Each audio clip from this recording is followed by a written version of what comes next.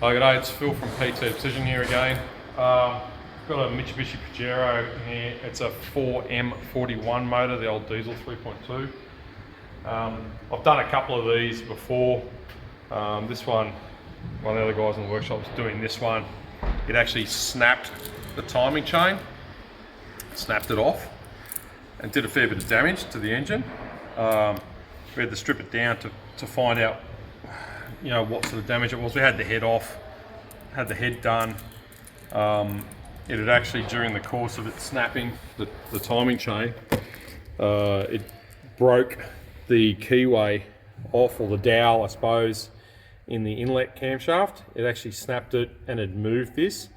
Looked fine, but once you pulled it off, it was snapped off, and it was moved about a tooth, maybe tooth and a half. The exhaust one was fine. So put this one all back together. It's been a problem. So we started it, and it'd run, but it wouldn't really rev. Didn't sound real good. So we've had it stripped off again, trying to work it out. And what I ended up working out is this big tone wheel gear.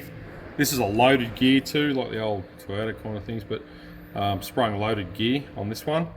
So it runs down onto that shaft there, right, and then times the pump. And this is where your pickup is for your, like your crankshaft or your pump timing, this ring here. So long story short, we got caught out on it. The timing was fine. We sort of fucking spent some hours on it, trying to work it out, because to strip it down, it's a major job, yeah, to strip it down. So we've had to do it. What I found was that this timing chain runs around like this. It snapped. I can show you in the timing case, it snapped. It caught on the guide. I think the guide's up here, and it's caught on the guide, snapped and jammed, and then fucking everything's gone whack. This thing here, this is three parts. There's the ring, there's the tooth part that runs the chain, and then there's the tooth part that's on the crankshaft sprocket, the loaded gear. So I went, the timing mark was in here. There's a dot in the timing mark. I've got some photos of it so you can see a little bit better, and the timing, the timing tooth up. So what I found, I dismantled this in the press. I pulled it all apart, and what I'd found is this tone wheel had been hit by the chain. You can actually see the marks on there. So it hit by the chain, and it actually spun this bit over half a tooth. So that's the fucking issue. So I dismantled it. Obviously I should have taken some photos, but we're trying to work it out. So I've actually pressed it all back together, pressed it back in, but you know, so the timing tooth is up in the middle of that hole, and that's where the yellow link, I don't know if you'll let it get in. You can, yeah, you can see that.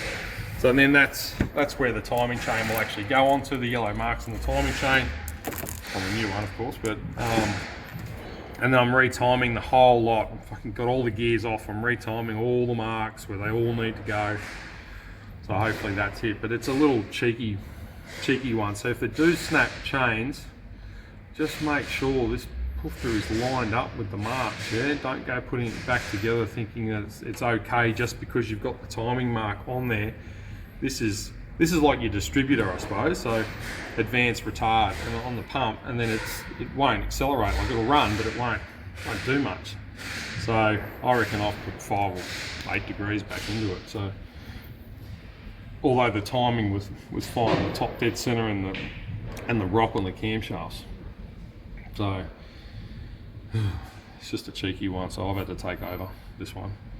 We've got a little bit complicated, but anyway, I've worked it out. So it's just a little tip. Just if it snaps a chain or anything, just make sure that these teeth are all perfectly aligned. Don't just go putting it back together. Yeah? Okay, so I have everything timed up, all the gears timed up, timing chain on, all timed, on top dead center. I'll take some close-up photos so you can see all the marks. I think you should have been able to see there's a dot, a small little dot here for the fuel injection pump to a dot. I don't know if that's too critical or not, because it's just a high pressure pump that goes to a rail or common rail on this. But this gear here, right? So this goes on the crankshaft. It's the last little gear to go on, timing wheel. So it can go either way, right? So I was like, fuck. So that's the large cutout up the top, but the actual right way is the large cutout to go down the bottom. So it goes that way realistically. So the large cutout here in the bottom. So facing down. So I've just put an F on that. So make sure that's in like that. But I'll take a couple of photos as well so you can see all that.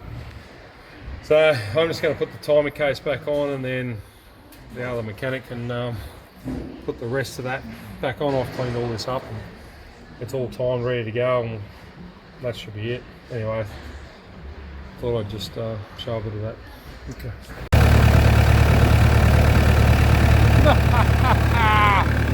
Fucker!